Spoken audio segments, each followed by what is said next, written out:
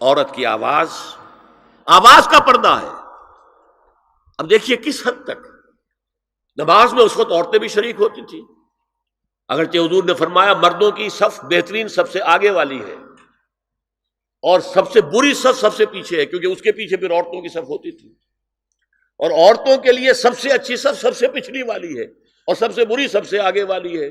سب سے آگے والوں کے سامنے پھر مرد ہوتے تھے، ان کی پشت ہوتی تھی۔ تو اسی طریقے سے اگر غلطی کی ہے تو مرد جو ہے کہے گا سبحان اللہ، امام سے غلطی ہو گئی ہے، مرد کیا کہے گا؟ سبحان اللہ۔ عورت کیا کرے گی؟ اپنے ایک ہاتھ کے پشت پر اپنا ہاتھ مارے گی، اپنی آواز نہیں نکالنی، آواز کا پردہ۔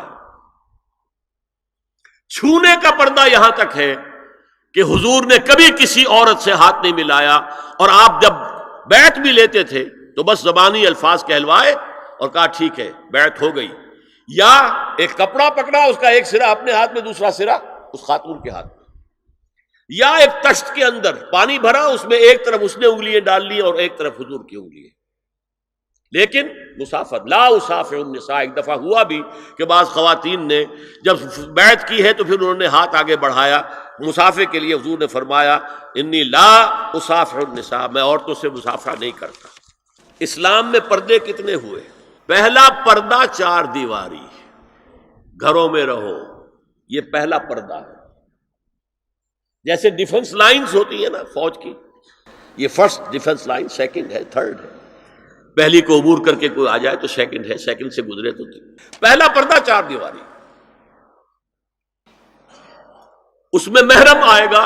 اب دیکھیے اسی پر ہماری تہذیب استوار ہوئی، اسی پر ہمارا آرکیٹیکچر بنا، گھر ایسے بنے کہ مردانہ علیحدہ زنانہ علیحدہ، چھوٹا آدمی ہے تب بھی بیٹھک علیحدہ، بیٹھک باہر سے کھلے گی اور پھر ڈیوڑی سے ہو کر پھر گھر کے اندر جائیں گے، مرد آئیں گے تو یہاں بیٹھیں گے، اندر نہیں جائیں گے، اندر تو صرف وہی جائیں گے جو محرم ہے، ابدی محرم۔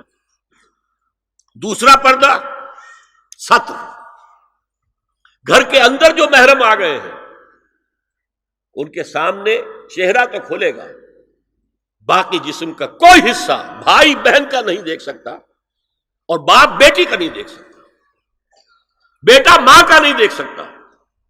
یہ ستر، عورت پوری کی پوری عورت ہے۔ عورت کہتی ہیں چھپانے کی چیز کو، عورات النساء، عورتوں کی چھپی ہوئی چیزیں جن پر ظاہر نہیں ہوئی، لم یظہروا علی عورات النساء، ابھی تک ہم نے لفظ پڑھایا بھی۔ تیسرا پردہ ہے چہرے کا پردہ، یہ ہے غیر محرموں سے، اور جب کہ گھر سے باہر نکلنا ہو اس کے لیے سورہ احزاب میں نے کہا تھا گھر سے باہر کا پردہ، چہرے کا پردہ وہ غیر محرموں سے ہے، اور گھر سے باہر نکلے گی تو غیر محرم سامنے آئیں گے۔ یا ایھا النبی قل لازواجک وبناتک ونساء المؤمنین یدنین علیہن من جلابیبہن ذالک ادنی ان یعرفن فلا یؤذین وکان اللہ غفورا رحیما۔ اے نبی صلی اللہ علیہ وسلم کہہ دیجئے اپنی بیٹیوں سے اور اپنی بیویوں سے اور مسلمانوں کی خواتین سے۔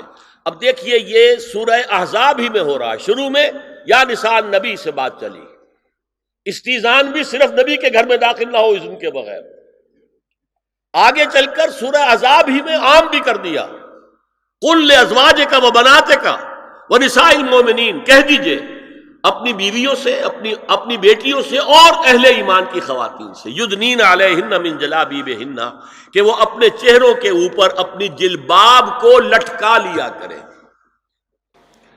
چہرہ چھپ جائے۔ اب اس کی تفسیر میں چاہتا ہوں کہ آپ کو جو مختلف مفسرین نے کی ہے وہ آپ کے سامنے میں رکھوں۔ حضرت عبداللہ ابن عباس نے اس آیت کی جو وضاحت فرمائی ہے اسے حافظ ابن کثیر نے اپنی تفسیر میں اس طرح نقل کیا ہے، اللہ نے مسلمان عورتوں کو حکم دیا ہے کہ جب وہ کسی کام کے لیے گھروں سے نکلیں تو اپنی چادروں کے پلو اوپر سے ڈال کر اپنا منہ چھپا لیں اور صرف ایک آنکھ کھلی رکھیں، دونوں آنکھیں بھی غلط ہیں۔ ہمارے ہاں برقع کیوں بنا تھا؟ دیکھیے چادر میں عورت لپٹی ہوگی، اس کا ہاتھ جو ہے اس چادر کو سنبھالنے میں آکوپائی ہو جائے گا۔ برقع ضرورت کی ایجاد ہے جو ہوا ہے، اور اس کے آگے آپ کو معلوم ہے پچھلے برقعوں میں جالیاں لگی ہوتی تھی کہ نگاہوں سے بھی براہ راست سامنا نہ ہو۔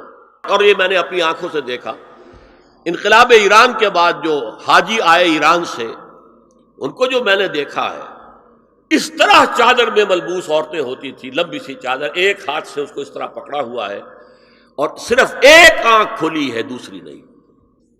میں نے شروع میں کہا تھا ہمارے نزدیک اسلام دین ہے، صرف مذہب نہیں۔ اسلام قرآن اور سنت دونوں پر مبنی ہے، صرف قرآن پر نہیں۔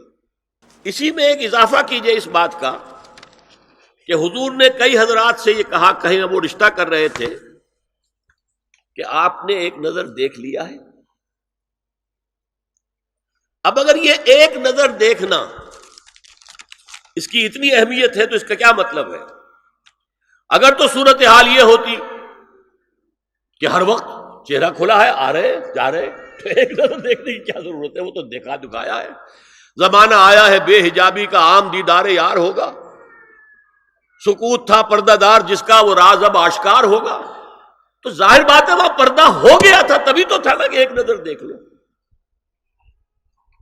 آپ نے پوچھا ایک صحابی سے کہ رشتہ کہاں کیا؟ وہاں کیا ہے، تم نے ایک نظر دیکھ لیا ہے؟ اس خاندان کی آنکھوں میں کچھ نقص ہوتا ہے، دیکھ لو، بس ایک نظر دیکھنا ہے، اس کی اجازت۔ تو یہ اجازت ہونا اس کا خود ثبوت ہے کہ عام حالات میں عورت جو ہے وہ دکھائی نہیں دیتی تھی، بلکہ وہ پردے میں رہتی تھی۔ مسلمان جدید تعلیم یافتہ دانشوروں کی منافقت، وہ کہتے ہیں یہ پردہ وردہ سب مولویوں کی ایجاد ہے۔ کبھی کہہ دیتے ہیں یہ تو ہندوستان میں راجپوتوں کا پردہ ہوتا تھا تو مسلمانوں نے یہاں یہ پردہ ایجاد کر لیا۔ میں نے دیکھا ہے عرب کی بدو خواتین کو مکے سے مدینے جاتے ہوئے نظر آتی ہیں۔ ایک خاتون اونٹ کی پوری قطار لے کر جا رہی ہے، ہاتھ میں لاٹھی ہے، پورا مکمل پردہ، چہرہ چھپا ہوا، آنکھوں کے اوپر بھی کوئی انہوں نے وہ حجاب سا بنایا ہوتا ہے خاص چھجا سا، اور ہاتھوں میں دستانے، پاؤں میں جرابے۔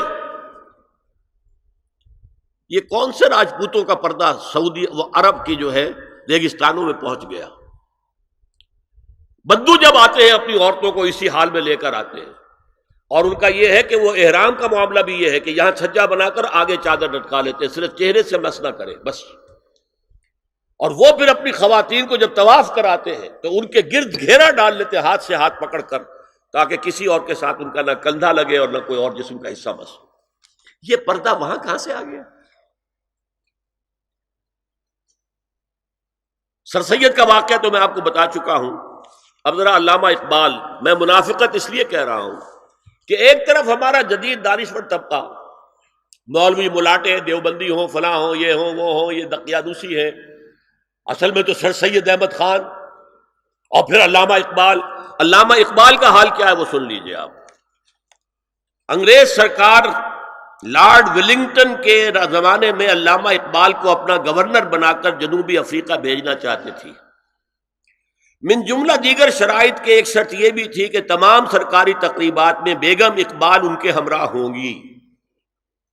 علامہ اقبال نے یہ کہہ کر اس پیشکش کو ٹھکرا دیا، بے شک میں گناہگار مسلمان ہوں اور اعمال کے اعتبار سے مجھ سے بہت سی کوتاہیاں سرزد ہوتی ہیں، تاہم میں اتنا بے غیرت نہیں ہوں کہ محض ایک سرکاری عہدے کی خاطر اپنی بیوی کو بے پردہ کر دوں۔